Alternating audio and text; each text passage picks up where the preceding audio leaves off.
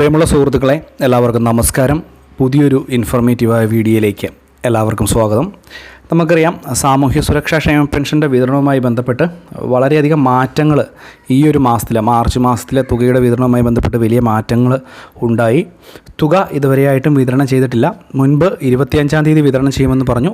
അതിനുശേഷം സർക്കാർ പറഞ്ഞത് തുക വിതരണം ചെയ്യുന്നതിൻ്റെ ഡേറ്റ് മാറ്റിയിട്ടുണ്ട്. ഇലക്ഷൻ്റെ സമയത്ത് പോലും ഇത് നമുക്ക് കറക്റ്റായിട്ട് വിതരണം ചെയ്യാൻ സാധിച്ചില്ല എന്നുള്ളത് വളരെ പ്രധാനപ്പെട്ട ശ്രദ്ധിക്കേണ്ട ഒരു കാര്യമാണ്.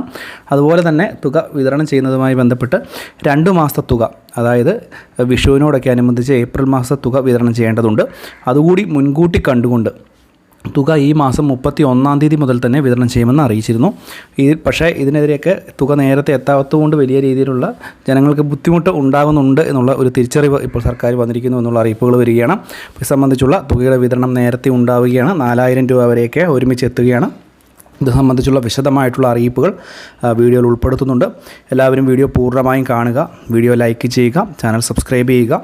ഫേസ്ബുക്ക് വഴി ഈ ഒരു വീഡിയോ കാണുന്നവർ തീർച്ചയായിട്ടും നമ്മുടെ ഫേസ്ബുക്ക് പേജ് കൂടി ഫോളോ ചെയ്യുക.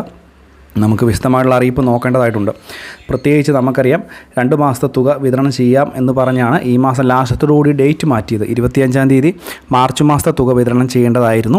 ആ ഒരു തുക മാർച്ച് മാസം 31-ാം തീയതിയോടുകൂടി വിതരണം ചെയ്യാം എന്നുള്ള രീതിയിൽ സംസ്ഥാന DBT സെല്ലൊക്കെ അറിയിക്കുകയും ചെയ്തു. നമ്മൾ ഈ ഒരു വീഡിയോ മുൻപ് തന്നെ ചെയ്തിരുന്നതുമായിരുന്നു.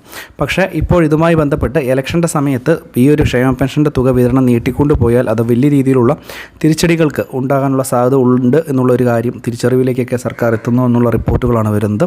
ഒരുപക്ഷേ തുക നമുക്ക് ലഭിക്കുക 31-ാം തീയതി ആയിരിക്കുമല്ല, പറഞ്ഞ ഡേറ്റിലും ഒരു ദിവസം മുമ്പായിട്ട് തന്നെ 30 അല്ലെങ്കിൽ 29-ാം തീയതി വൈകിട്ടോടുകൂടി തന്നെ തുകയുടെ വിതരണം ഉണ്ടാകുമെന്നുള്ള ചില റിപ്പോർട്ടുകളാണ് നമുക്ക് ലഭിക്കുന്നത്. അപ്പോൾ പ്രത്യേകം ശ്രദ്ധിക്കേണ്ടത്, ഈ ഒരു തുക വിതരണം ചെയ്യുമ്പോൾ 2 മാസത്തെ തുക ഒരുമിച്ചായിരിക്കും വരിക. പക്ഷേ ഒരുമിച്ച് വരിക എന്ന് പറഞ്ഞു കഴിഞ്ഞാൽ ഒറ്റ അക്കൗണ്ടിലേക്ക് ഒരു തവണയായി 4000 രൂപയായിരിക്കില്ല വരുന്നത്, 2000 രൂപ വരും. അതിനുശേഷം മണിക്കൂറുകളുടെ വ്യത്യാസത്തിൽ വീണ്ടും അടുത്ത ഒരു ഗഡു തുക കൂടി വരുന്ന രീതിയിലായിരിക്കും ഇതിൻ്റെ വിതരണം ഉണ്ടാകുക. ഇതിനുവേണ്ടിയുള്ള തുക സംസ്ഥാന സർക്കാർ അനുവദിച്ചിട്ടുണ്ട്. തുക പൂർണ്ണമായിട്ടും ഇപ്പോൾ ഉടനെ തന്നെ DBT സെല്ലിന് കൈമാറുകയാണ്. ഒരുപക്ഷേ ഇതിലും നേരത്തെ ഇന്നത്തെ ഡേറ്റോടു കൂടിയൊക്കെ തുക വരാനുമുള്ള സാഹചര്യമുണ്ട് എന്നുള്ളതാണ് റിപ്പോർട്ട് വരുന്നത്. കാരണം ഇനി തുക വിതരണം താമസിക്കുന്നതനുസരിച്ച് ഇലക്ഷനിൽ വലിയ രീതിയിലുള്ള തിരിച്ചടികൾ ഉണ്ടായേക്കാം.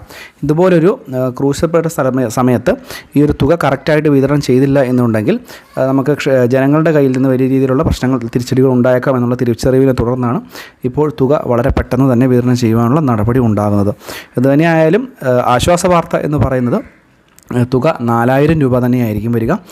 ഒരു അക്കൗണ്ടിലേക്ക് ആദ്യം 2000 രൂപ നിക്ഷേപിച്ച് മണിക്കൂറുകളുടെ വ്യത്യാസത്തിൽ രണ്ടാമത്തെ വിഷു ഈസ്റ്റർ സമാനമായിട്ടുള്ള 2000 രൂപ കൂടി എത്തുന്നു എന്നുള്ള വളരെ സന്തോഷം നൽകുന്ന അറിയിപ്പാണ് നമുക്ക് ലഭിക്കുന്നത്.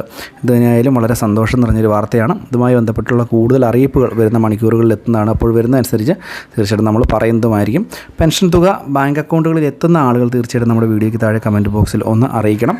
അത് പല ആളുകളും റിപ്പോർട്ട് ചെയ്യുന്നതിനനുസരിച്ചായിരിക്കും നമുക്ക് ക്ഷേമ പെൻഷൻ്റെ വിതരണം തുടങ്ങി എന്നുള്ള കാര്യം, ആ പറഞ്ഞ സമയത്ത് തന്നെ വിതരണം തുടങ്ങി എന്നുള്ള കാര്യം നമുക്ക് അറിയാൻ സാധിക്കുക.